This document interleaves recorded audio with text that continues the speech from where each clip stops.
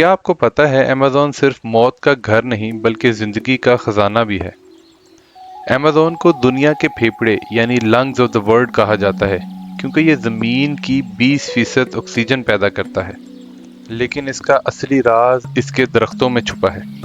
यहाँ ऐसे पौधे पाए जाते हैं जो कैंसर, मलेरिया, एड्स जैसी बीमारियों का इलाज कर सकते हैं। दुनिया की 25% जदीद मेडिसिन यहाँ के पौधों से बनी है।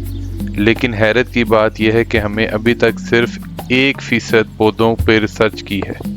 सोचिए बाकी 99% में क्या क्या राज छुपे हो सकते हैं। शायद हर बीमारी का इलाज इस जंगल में मौजूद हो।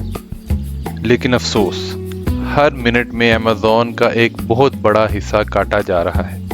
अगर ये जंगल ख़त्म हो गया तो इंसानियत के पास सांस लेने के लिए साफ हवा और इलाज के लिए दवा दोनों ख़त्म हो जाएंगे। क्या हम इस खजाने को बचा पाएंगे या फिर इंसानी लालच इस जिंदा जन्नत को राख बना देगी? नेक्स्ट पार्ट में हम जानेंगे कि किसकी वजह से जंगल आबाद है। जब तक के लिए अल्लाह हाफिज़।